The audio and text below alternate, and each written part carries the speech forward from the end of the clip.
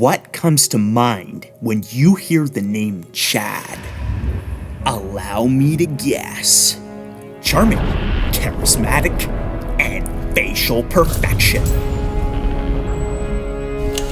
But there's something more. White.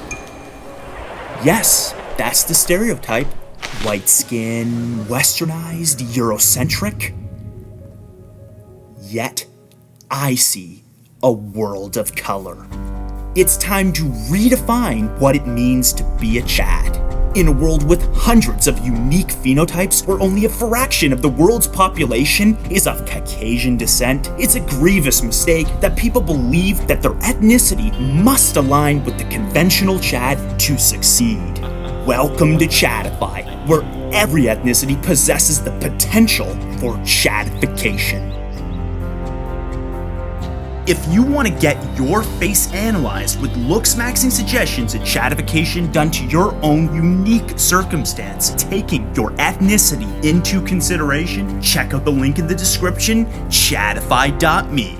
Approximately 200,000 years ago, the modern human species, Homo sapiens, emerged in sub-Saharan Africa. Today, we embark on a journey that commences on the very soil that birthed human existence. We will not only explore each ethnicity, but also consider how to enhance one's appearance based on it. Each path here signifies the unique routes humans took as they traveled across Earth, color-coded by each continent. The countdown at the bottom of the screen indicates the current year being displayed. Our individual genetics and heritage play a significant role in shaping our physical appearance. Ethnicity matters because people from diverse backgrounds exhibit varying traits, necessitating tailored looks-maxing protocols. Standard rating criteria, like the conventional Chad rating system, faces challenges when applied to individuals from distant regions outside of Europe. One size doesn't fit all, and at Chadify, we recognize this reality.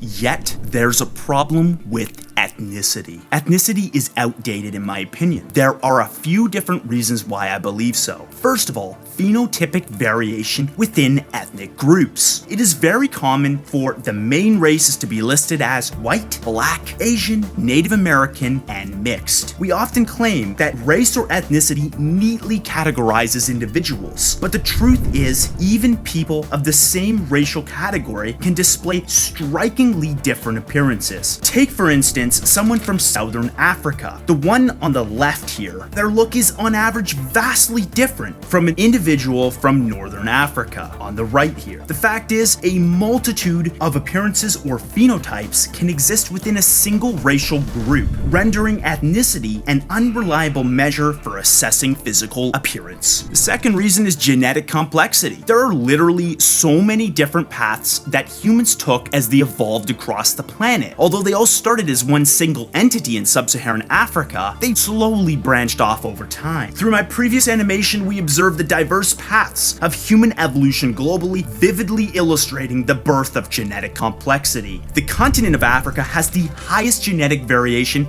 amongst all groups or regions of this planet. The reason being, people have naturally been there for the longest time frame, resulting in a wide array of different appearances. Referring to these groups simply as black is inadequate, failing to acknowledge the intricate genetic complexity of the region. And then the final reason is cultural, environmental, and just how those roles create mixed ancestry. Some people can have kids that are blonder or whiter looking than they are, and that is very common for mixed ethnicity people. Yet, ethnicity oversimplifies this complexity by using the blanket term mixed. I've alluded to this a few different times already, but phenotypes are a far more accurate way of representing human ethnic diversity. But what even is a phenotype? Well, a phenotype is a set of observable characteristics of an organism, which is determined by genetics and influenced by the environment. When two or more different phenotypes exist in the same population of a species, the species is now called polymorphic.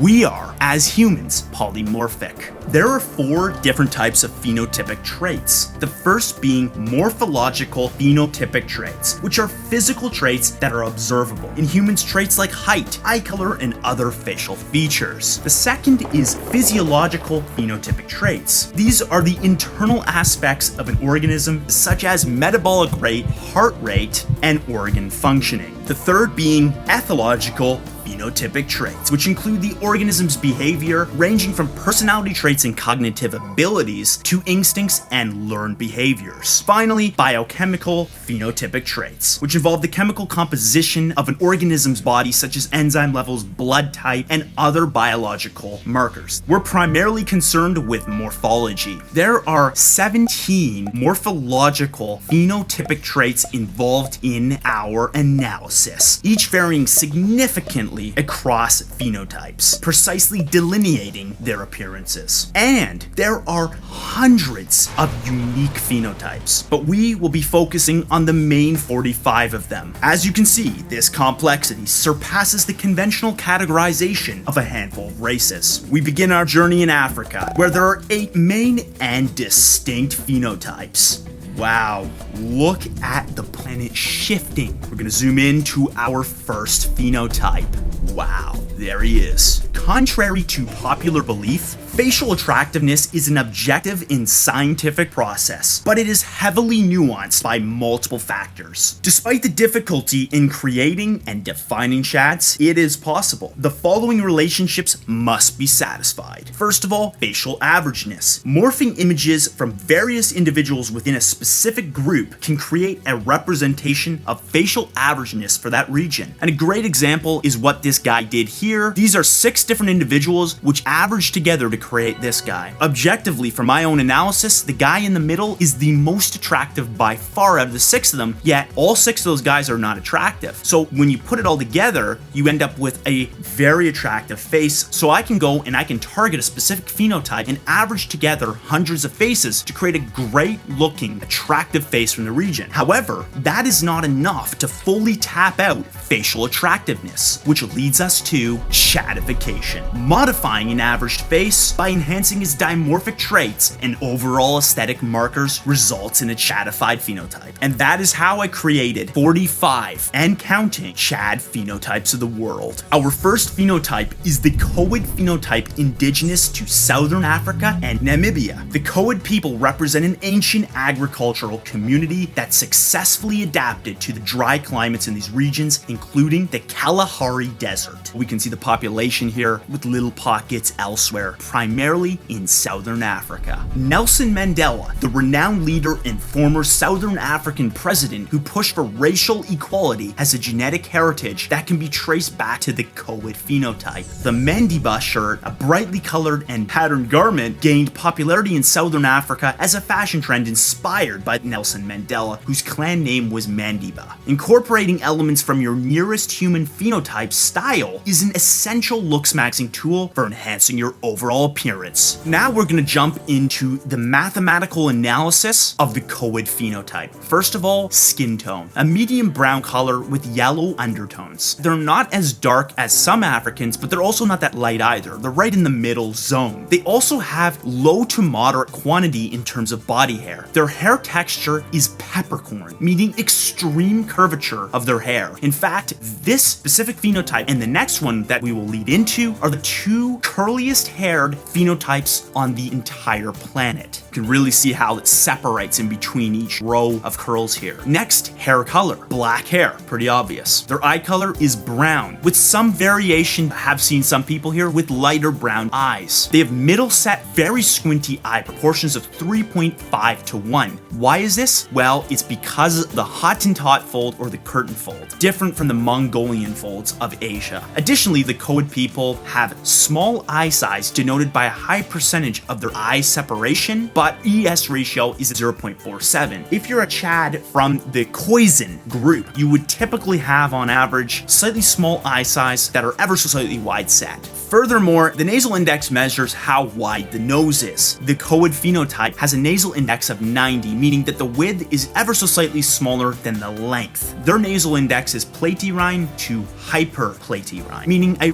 wide set nose. Furthermore, they have low projection, meaning from the side profile of their face, the nose doesn't project out that far. You'll see in the European people that this is much more prevalent. Additionally, the Khoid phenotype is chemi-cranic, meaning their skulls on average are short in cranial height, with a height index of 67% of the head depth. Chemi-cranic phenotypes typically have more occipital rounding. Additionally, the Khoid phenotype possesses a dolichocephalic index, meaning that they are deep-skulled. And then finally, they are euryprosopic, meaning that they have a broad skull. If you take the length and you divide by the width, it is 79%. As we move on, they have a compact midface of 1:1, and they have full lips. However, the upper lip lacks convexity, meaning that the cupid bow here is a little bit less defined than typical people with full lips. They also have a balanced chin-philtrum ratio of 2.2:1, as well as good jaw development. They are below average in height with a mesoscalic structure. What does this mean? It means that they have average torso length. And then finally, they're small-framed individuals. Here we're showcasing the transition between a masculine Khoid phenotype Chad and a more feminine type. They're both highly attractive with varying dimorphic traits. There's gonna be Khoisan, people that look more masculine, and there's gonna be ones that are more feminine. All across the spectrum, highly attractive, they just fit into different niches. Of course, the Chad possesses the best of both worlds. If you want to learn more about this topic, check out my video, The Ultimate Guide to Looks Maxing for Your Masculinity. It has over 250,000 views. It is absolutely imperative information for all of you guys. Back to the Khoid phenotype. Our next is the Sanid phenotype Chad, which are closely linked to the Khoid group. Within the broader category of the Khoisan people, encompassing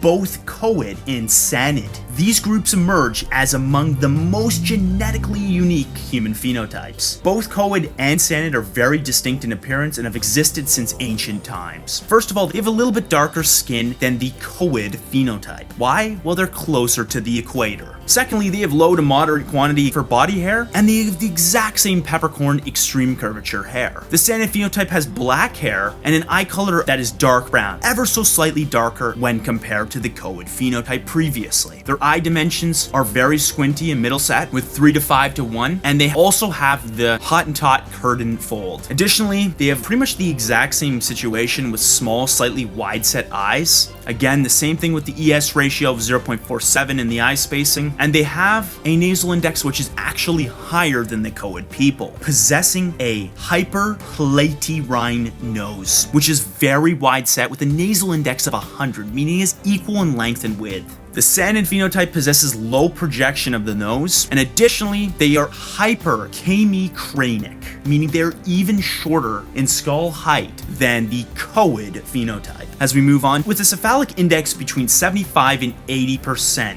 the depth of their skull is not quite as deep as the Khoid people. Additionally, they are hyper-euryprosopic. This denotes a face with a very broad width, especially in the cheekbone area, with a facial index of 77%. Additionally, they have a highly compact midface. This is a big difference from the Khoid phenotype and the Sanid phenotype. The Khoid phenotype had a 1:1 ratio, whereas the Sanid phenotype is actually 0.9:1. They have very full lips, and they have a balanced chin with a chin-philtrum ratio of 2.4:1. You would think that it might be lower, but the lip distorts it and actually makes the chin-philtrum ratio 2.4:1 higher than the Khoid phenotype. And they have average jaw development, not quite as good as the Khoisan people. Subsequently, the Sanid phenotype typically are short, mesoscalic, average torso length people with a body type that is small-framed as well. Back to the masculinity-femininity scale here, and we can see the masculine version of the Sanid phenotype all the way to the more pretty boy-looking guy, all highly attractive. So we're back to our map, and now we fly to the Bantuid phenotype Chad, native to the savanna regions of the southern African hemisphere. Martin Lawrence is an American comedian, actor, and producer. His genetic heritage likely traces back to the Bantuid phenotype of Africa. Although he isn't quite a Chad like the guy on the right, we can see some similarities in his nose. There is definitely some resemblance here. Traditional Bantu clothing features vibrant colors and intricate patterns reflecting the rich cultural diversity across the vast geographic region it represents. The styles vary significantly due to the multitude of countries and communities within this Bantu region. Into the analysis of the Bantuid people. Straight off the bat, the Bantuid phenotype is drastically different from the Sanid and Khoid phenotypes. It's pretty obvious, guys. They have dark brown skin. They have moderate quantity of body hair, not quite as much as Europeans, but pretty close. They also have kinky hair with high curvature, but it is not quite at that peppercorn extreme curvature that the previous two phenotypes had. They have black hair and an eye color of dark brown, with middle set eyes and almond eye shape, with a 2.75 width to 1 height ratio. So not quite as squinty, and as you can probably guess, they have infrequent folds of their eyes, so they don't really have that Hottentot or curtain fold that the Southern Africans have. It's not as common. And they have an eye spacing of 115% of one eye width apart and an ES ratio of 0.49. This is officially in the wide set eye category. Moving on, they have a nasal index of 100, which is hyperplatyri, meaning that they have a wide set nose. Their nasal projection is low to medium, and they have a cranial height which is chemicranic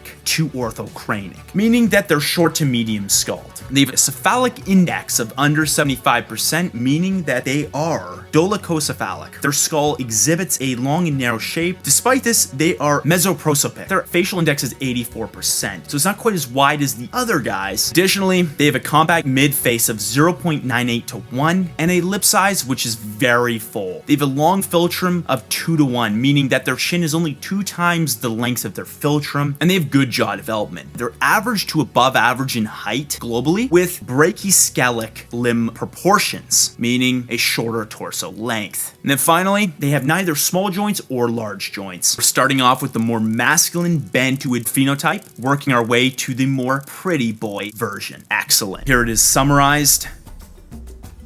Back to our map.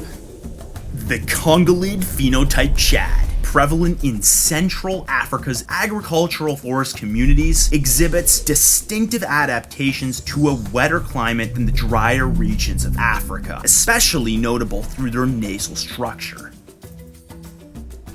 Papa Wemba, born in 1949 in the Democratic Republic of Congo, was an incredible Congolese musician known as the King of Rumba Rock. I grew up listening to his song Image. I highly recommend you guys listen to his music. The Congolese sappeurs are members of a social movement in the Democratic Republic of Congo. They are known for their stylish, colorful way of dressing, often wearing tailored suits, hats, and accessories. On to the facial analysis of the Congolid phenotype. First of all, dark brown skin, ever so slightly lighter than the Bantuid people. Their body hair is moderate quantity as well, with the same kinky, high curvature hair. Their hair color is black, and their eye color is dark brown, with eye dimensions of 2.7 to 1, middle set eyes, and almond eye shape. They have infrequent folding of the eye, and an eye spacing of 120% of one eye width apart, and an ES ratio of 0.49, wide set eyes. They have a nasal index of 115, so the Chad Congolid has a wide nose, guys. Doesn't mean that everybody has to have these thin, Eurocentric noses. In fact, this is the optimal Congolid person, with an extremely wide hyperplatyri nose, and nasal projection that's low to medium. They have a cranial height that is orthocranic, meaning medium skulled, and a cephalic index that is mesocephalic, with average depth. The Congolid phenotype also is hyper-euryprosopic, with a facial index of 77%. What does this mean? They have very broad faces. They have a compact mid-face of 0.96 to 1 and very full lips. Furthermore, the Congolid phenotype has a chin philtrum ratio of 2 to 1, the same as Bantuid, being a long philtrum, and great jaw development. They're slightly below average in height and mesoskeletal, meaning they have a balanced torso length. Finally, the Congolid phenotype is wide frame with an affinity to gaining muscle. Starting with the more masculine guy, working our way to a more feminine Congolid phenotype. Boom. Alright, back to our map. Onto the Chad of the Bambutid phenotype. Bambutids are African pygmies residing in Central Africa which exhibit strong adaptations to the tropical rainforest conditions. They are among the shortest humans, with males rarely exceeding 140 centimeters in height. That's in the 4-foot region. Their distinctive features, including wide faces and unique hair, developed over 60,000 years through a hunter-gatherer lifestyle in the forest. This is a picture of a Western man meeting up with the Mbuti Pygmy people, and you can see how short they really are compared to him. Additionally, here's a young Pygmy boy, and you can really see how similar his face looks, especially the nose, to our Chad phenotype of the Bambutids. Onto the facial analysis of the Bambutid phenotype. First of all, they have dark brown skin, and they have a moderate quantity of body hair, with very kinky, high curvature hair. Their hair color is black, and their eye color is dark brown, with eye dimensions that are 2.75 to 1, middle sat almond eye shape. They have infrequent folding of the eyes, and slightly wide set eyes at 110% of one eye width apart, and an ES ratio of 0.48. And subsequently, the Bambutid phenotype is hyperplatyrrhine, meaning they have a nasal index of 107, almost close to that Congolid area, meaning that the width is greater than the length. Next, they have low to medium projection of the nose. They're orthocranic, meaning they have medium skull height. They have a cephalic ratio which is brachycephalic, meaning they have a somewhat shallow head. And they are hyper-euryprosopic, meaning that their facial index is 77%. They have a very broad face. Now summarized, and they have a compact mid-face of 0.98 to 1. Additionally, they have the smallest lip size for sub-Saharan Africa, and they have a very long philtrum with a chin-philtrum ratio of 1.5 to 1, and they have average jaw development. Additionally, they are extremely short as they are African pygmies, and they are medium-framed despite being very short with a tiny torso. Here's a more masculine Bambutid all the way up to a more pretty boy version, and here's our summary.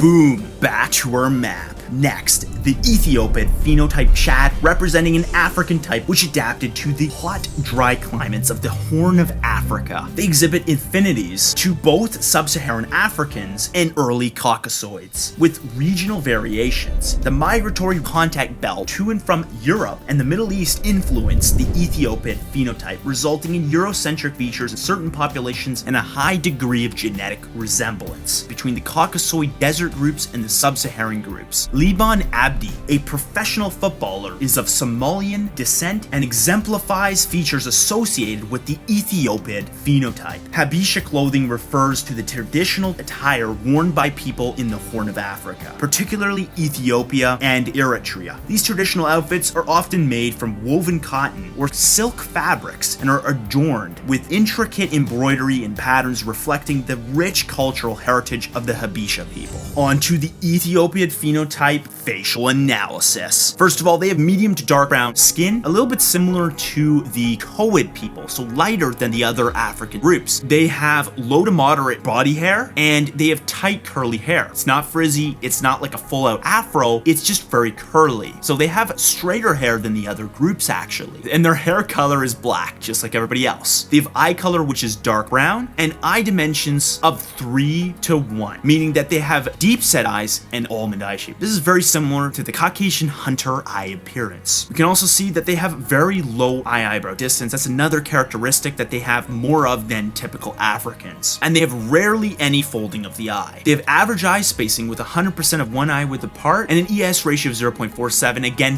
very similar to Caucasian people, and a nasal index of only 70. What is this called? Leptory, meaning they have a narrow nose. And they have a nasal projection which is medium to high. They are orthocranic with an average skull height, and they are dolichocephalic, meaning that they are deep skulled. And they're leptoprosopic, which means that their facial index is quite narrow at 87%. Boom, summarized. And they have a slightly longer mid-face of 1.05 to 1. And you'll notice later on that a lot of European phenotypes possess a similar characteristic, can still be highly attractive. Additionally, the Ethiopian phenotype has full lips and a balanced chin of 2.25 to 1 length of the chin to philtrum, and great jaw development. development. They are tall and they are brachycephalic, meaning that they have a shorter torso relative to longer legs. And then finally, the Ethiopids, the smaller bone structure. And then here's the more masculine Ethiopid, pretty awesome looking. And then we work our way to the more pretty boy zone. Here it is summarized. Pretty cool looking. Boom, back to our map. The Nilotid phenotype, found in the swamps and savannas of the Upper Nile region, is characterized by deep black skin and exceptional height, with individuals having the longest legs amongst all living indigenous human groups. You can really see how their population is located to that Nile area. Minute Bol was born in Turale, a town in South Sudan, in the year 1962. He belonged to the Dinka ethnic group. These lines are Dinka markings from his tribe, which were a cultural and traditional feature. There's another picture of him. So something I would like to touch upon here is that this is an Eastern African phenotype. This matters a lot, and we're going to dive into this eventually when we look into looks maxing for each phenotype, because the thing about East Africa is that they specialize in endurance because they have a surplus of type 1 muscle fibers. They're better at the long distance running, marathons, and cardio involved sport with high VO2 maxes. They're less suited to gaining a ton of muscle and just being a big guy. They can still do it, but they're typically more slender individuals. And here's another picture of Minute Bol, practically 8 feet tall. The culture of the Nilotid phenotype is very complex, so I'll let you pause if you want to read about it here. They had a very rich history of using various beadwork and different colors, so that's why I created this phenotype showcasing that style. Facial analysis of the Nilotid phenotype. First of all, they have black skin. The Nilotid and the Sudanid phenotype skin are the darkest, much darker than Khoisan people and Ethiopids. They have body hair which is extremely low in quantity, basically none. Their hair texture is kinky hair, very high curvature. They have a hair color which is black and an eye color which is dark brown with slightly reddened sclera. Now this is something I've noticed throughout my life, but also through analysis, is that when you get to the most high melanin content people, they sometimes will have some blemishes in their sclera simply because they have so much of it. Is this a bad thing? Not necessarily, as it's part of their phenotype on average to have a little bit of reddening or darkening there. Their eye dimensions are 2.9 to 1, so close to that hunter eye ratio with middle set almond eye shape and infrequent folding of the eyes. I would say that they have a higher rate of this happening than any other group other than the Khoisan people or the Khoid phenotype and the Sanid phenotype. They have an eye spacing of 130% of one eye width apart and an ES ratio is 0.51, meaning that they have the widest set eyes out of everyone in Africa. And they have a nasal index which is 80, insinuating platyrrhine, meaning a wide set nose, but not quite as wide set as the Congo or the Bambutid people. Next, they have low nasal projection and they are hypsocranic, meaning that they have a high skull height, like a longer head. Additionally, they are dolichocephalic, meaning they're deep skulled, and they're mesoprosopic. They have a relatively average skull breadth. They have a highly compact midface of 0.93 to 1, getting close to the Sanid phenotype compactness, and they have a lip size which is very full, relatively bulbous in dimensions. They have a jaw size which is balanced. They have a 2.2 to 1 chin filtrum ratio with great jaw development, and they're the tallest phenotype on Earth. Hyperbrachycephalic, meaning that they have extremely long legs and short torsos. And finally, they're extremely narrow with a lanky frame naturally. Of course, they can gain muscle, but they're naturally meant for endurance. And then we got a more masculine Nilotid person all the way over to the more pretty boy phenotype for the Nilotid people. Wow, awesome. And then here it is, summarized. Boom, back to our map. And finally, the Chad of the Sudanid phenotype, native to North Equatorial Africa's savanna regions. They exhibit more pronounced features compared to the southern Bantuids, with higher skulls and longer legs. Sudanids are present in Jamaica, Europe, and parts of Asia due to recent migrations. Something I want to touch on here, guys, is the fact that the country of Sudan is a little bit different than the actual region in Africa called Sudan. Basically, basically Sudan was a belt. So the Sudanid phenotype really encompasses these orange regions on the screen here, and that the country of Sudan is actually mostly a Nilotic country. And so when people say, oh, the Sudan people, you would think, oh, they're Eastern African, but they're actually more Western African. So they're more like the Nigerians or North Ghana people, Senegal on average. The Nilotid is the red here. The population of the Nilotid is actually sandwiched in between. A lot of it is in the Sudan country. Notable figures, we got Michael Jordan, the legendary basketball player who is renowned for his incredible talent in athleticism, once boasting a vertical leap of 48 inches. He is often considered one of the greatest athletes of all time. Born in the United States, Jordan has a genetic connection to the Sudanid phenotype. So now we're looking at West Africa, which actually is more specialized in explosiveness, power, rate of force development with a surplus of type 2B muscle fibers. Why does this matter? Well, a lot of these people in Jamaica, they came from the Sudanid phenotype, or at least some of their genetics come from there. And that is one of the reasons why they're so athletic at sprinting like Usain Bolt. They're very different from the Eastern African Nilotic people. Their traditional clothing varies a bit, but they definitely wear a lot of white robes in the Sudan belt cultures, but it really just depends. And then finally, the facial analysis of the Sudanid phenotype. Let's do it. So first of all, their skin tone is black, maybe a touch lighter than Nilotids, pretty close. They have a low quantity of body hair, and their hair texture is very high curvature, an afro. They have hair color which is black, and an eye color which is dark brown. Their eye dimensions are 3:1, being middle set almond eye shape. They have infrequent folding of their eye, but I would say that it's a touch more infrequent than the Nilotids. They have an eye spacing which is 100% of one eye width apart. However, this does range sometimes to wide set, with an ES ratio of 0.49. They also have a nasal index of 100, meaning that they're hyperplatirine, which is a very wide set nose. They have low nasal projection. They are mildly hypsocranic, meaning that they have a relatively high skull height, and they're dolichocephalic, meaning that they're deep skulled. They're mesoprosopic, meaning that they have a medium face breadth, and they have a mid-face ratio that is compact. Additionally, bulging, very full lips, and they have a balanced chin with a chin philtrum ratio of 2.5:1. This is one of the highest in Africa, and they have good jaw development. Subsequently, they are tall, and they're hyperbrachyscelic with long legs, just not quite as tall as the Nilotids. And finally, they're medium framed and very muscular. Similar to the Congolid phenotype, but maybe even more so, these people can put on muscle with ease. And then here we got the more masculine looking Sudanid, all the way to the more pretty boy version. Summarized,